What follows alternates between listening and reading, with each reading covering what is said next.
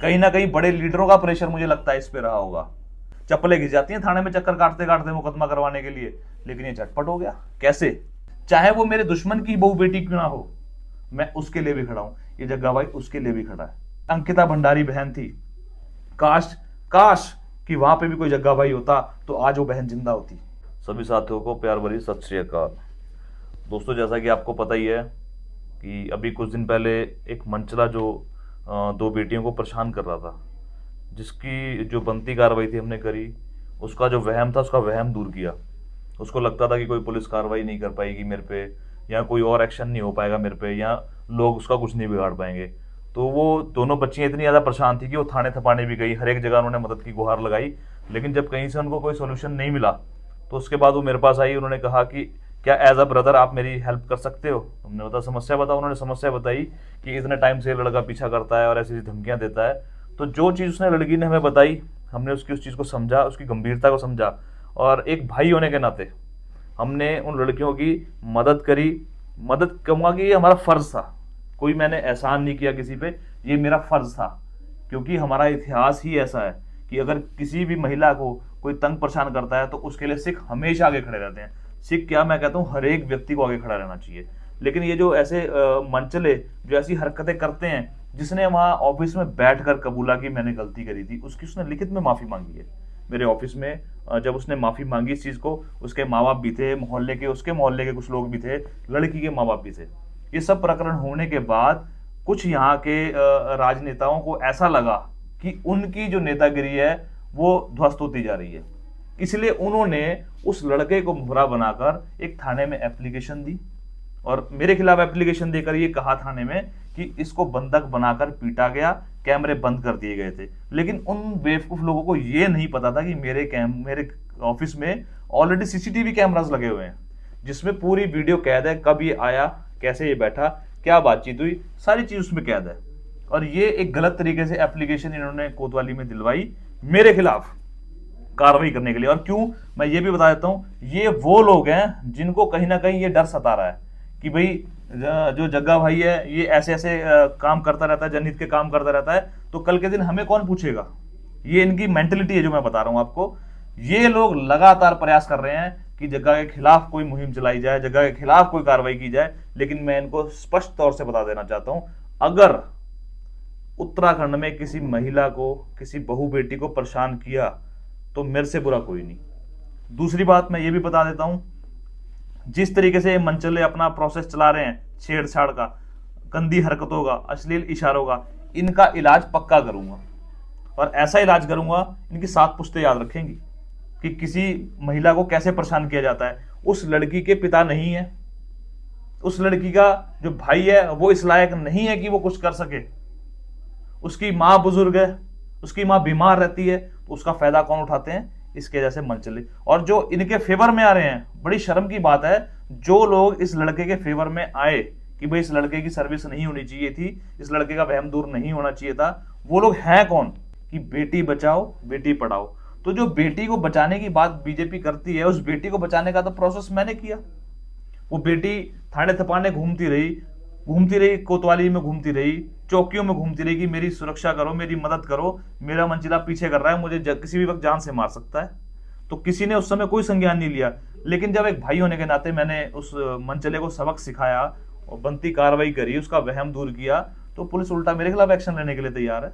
ये बड़ी शर्म की बात है, तुरंत एक्शन। और देखिए, और मैं स्पष्ट तौर से बता दूं, ये जो आपको लगता है कि भी ऐसा जो सबक सिखाया सही सिखाया, मैं जानता हूं इतना कि आज मैं अगर एक आवाज लगाऊं अपने भाइयों को, तो मेरे भाई तुरंत इस चीज के लिए एकत्रित हो सकते हैं, कोतवाली में एकत्रित हो सकते हैं, मैं जहां बुलाऊं वहां एकत्रित हो सकते हैं। ये उनका प्यार है, ये उनका प्यार मेरे प्रति, वो एकत्रित हो सकते हैं। कोई बहू बेटी, कोई बहन शिकायत लेके आएगी किसी मंचले के खिलाफ, तो सर्विस अवश्य होगी, उसका वहम जरूर दूर करूंगा मैं ऐसे मंचलों का। चाहे वो मेरे दुश्मन की बहू बेटी क्यों ना हो, मैं उसके लिए भी खड़ा हूं। ये जग्गा भाई उसके लिए भी खड़ा है। चाहे दुश्मन की बहू बेटी हो, सबकी बहू बेटियां एक समान मानते हैं हम लोग। मेरे दुश्मन की हो, किसी अलग धर्म की बहू बेटी हो, मैं उसके सम्मान के लिए भी खड़ा हूं, उसकी रक्षा के लिए भी खड़ा हूं, उसकी इज्जत आबरू के लिए भी खड़ा हूं। और ये जो लोग उनके सपोर्ट में आ रहे हैं, ये इस चीज को बताए कि आप बेटी को बचाने के हक में हैं या बेटियों के खिलाफ कार्रवाई करने वाले, बेटियों के साथ छेड़छाड़ करने वाले, अभद्र व्यवहार करने वाले, उनके साथ बलात्कार करने वालों के सपोर्ट में हैं आप। अगर जैसे अंकिता भंडारी बहन थी, काश काश कि वहां पे भी कोई जग्गा भाई होता तो आज वो बहन जिंदा होती। कुछ ऐसे लोग उतर रहे हैं उनकी सपोर्ट में जिनको पता है कि इनके कारनामे क्या है।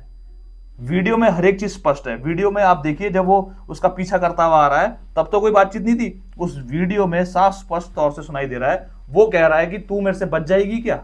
ऐसी भाषा का इस्तेमाल उस वीडियो में उसने किया है। हमने जब उसको वहां पर रोका, उसको रोकने से पहले उसने ये वर्ड इस्तेमाल किए हैं। आप उसको देख भी सकते हैं, आप उसको सुन भी सकते हैं। और एक चीज मैं बताऊं आपको कि वो लड़का जिसने मेरे खिलाफ तहरीर दी है थाने में, कोतवाली में, कि भी इस तरीके से घटनाक्रम हुआ, तो आप एक चीज को ध्यान से देखना। मेरे खिलाफ जो तहरीर दी है वही लड़का मेरे पास आके मुझे बताता है, मुझे फोन पे भी वो लड़का कह रहा है कि जग्गा भाई मैं इसमें कोई कार्रवाई नहीं करना चाहता, लेकिन मुझे ये लोग दबाव डाल रहे हैं, मुझे ये लोग परेशान कर रहे हैं, मेरे पे जबरदस्ती दबाव डाल रहे हैं, मेरा चाचा मेरे पे दबाव डाल रहा है। और ये जो पार्षद मैं आपको बता रहा हूँ जिनका ये नाम मेरे पास ले रहा है, मेरे पास ऑडियो है, मैं ऑडियो डाल रहा हूँ, ऑडियो सुनिएगा आप एक बार ध्यान से। जब से मुझे मालूम है, अभी तक तेरा नाम किसने लिया? फिर मैं फंस जाऊंगा, मेरे को क्यों फंसेगा तू? बताता हूँ। इससे अर्जीदार था ठीक है, और एक हमारे मम्मी का बात था और किशन मंडल। हाँ, और एक बड़ा बड़ा सा कोई आ रखा था, मतलब लंबा चौड़ा था, एक वो था, और दो और थे, उनको मेरी जान था। अच्छा, तो अजय दास ने कहा था पुलिस से? अजय दास ने वहाँ पे खड़ा था, अजय दास बोल रहा था ऐसे चल ली, ऐसे चल ली। अच्छा, और बस एक तो किशन था, हाँ। तो संजय का नाम क्यों ले रहा था? अरे उनको फोन पे बात हुई है ना, किसने करी बात उससे किसी से आदमी नहीं। कि मैं लिखवा रहा हूँ मैं प्लीज? भगवान, मैं झूठ नहीं बोलूंगा भैया कुछ। जिसमें ये कह रहा है किशन मंडल वहां का पार्षद है, ये मेरे पे दबाव बना रहा है कि मुकदमा कर। अजय दास वो नीचे का पार्षद है मायाकुंड का, वो इस पे दबाव बना रहा है कि मुकदमा कर। संजय शर्मा का नाम ये लड़का ले रहा है कि वो भी मेरे पे दबाव बना रहे हैं कि मुकदमा कर। उन्होंने किशन मंडल से फोन पे बात करी कि जग्गा के खिलाफ मुकदमा दर्ज करो। तो और भी 2-4 लोग हैं जिनके वो नाम नहीं जानता, लेकिन बड़ी शर्मनाक घटना है। जो बहू बेटियों के साथ खिलवाड़ करना चाह रहे हैं, उनकी आबरू से खिलवाड़ करना चाहते हैं, आप ऐसे लोगों का सपोर्ट करना चाहते हैं, आपको शर्म आनी चाहिए। तो कार्रवाई की बात, जब वो पीड़ित लड़कियां कोतवाली गई या चौकी में गई, जब उन्होंने पुलिस से गुहार लगाई कि भाई इस तरीके की घटनाएं वो हमारे साथ कर रहा है, तो पुलिस को उस पर एक्शन लेना चाहिए था। पुलिस ये कह के टालती रही कि आप कोर्ट जाओ, आप कोर्ट में देखो। तो ये कह के बार बार टाल देना, जबकि एक नाबालिग लड़की भी है उसमें, उसके बाद भी टाल देना ये कहकर पीड़ित की सुनवाई ना करना।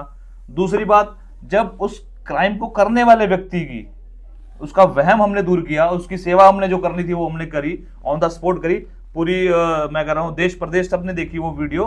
उस लड़के की सेवा करी हमारे द्वारा, उसको सबक सिखाया गया कि भी ऐसी हरकतें बिल्कुल भी नहीं चलेगी, तीर्थ नगरी में ऐसी हरकतें कतई नहीं होने देंगे हम। उसके बाद वो अगर थाने थपाने जाता है तो पुलिस उस क्राइम करने वाले व्यक्ति की तहरीर के आधार पर मुकदमा दर्ज कर लेती है।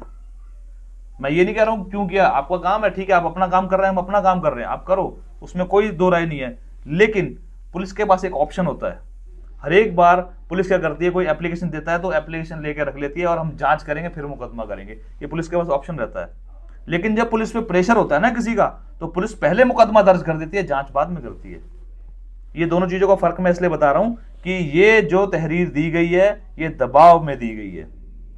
कहीं ना कहीं बड़े लीडरों का प्रेशर मुझे लगता है इस पे रहा होगा, तभी तुरंत पहले पुलिस ने मुकदमा दर्ज कर लिया और जांच जो है बाद में की जाएगी। नहीं तो आप आमतौर पे देखिएगा पुलिस पहले एप्लीकेशन लेकर रख लेती है, उसकी जांच करती है, मुकदमा तो करना बहुत दूर की बात है, चप्पलें घिस जाती हैं थाने में चक्कर काटते काटते मुकदमा करवाने के लिए। लेकिन ये झटपट हो गया कैसे, जबकि हुआ भी कराया भी किसने, जिसने व्यक्ति ने क्राइम किया, जो लड़कियों की छेड़छाड़ कर रहा है। हमारे प्रदेश की सरकार कहती है कि महिला सुरक्षा के लिए हम बड़े सशक्त हैं, हम बहुत सख्ते में हैं महिला की सुरक्षा को लेकर, महिला की सुरक्षा होनी चाहिए। लेकिन जब महिला की सुरक्षा, जब हमारे से लोग, समाज सेवी लोग, हमारे से लोग आगे आकर महिला की सुरक्षा के लिए कोई कदम उठाते हैं तो पुलिस मुकदमा कर देती है वो मिनटों में। वेरी गुड, बहुत अच्छी बात है।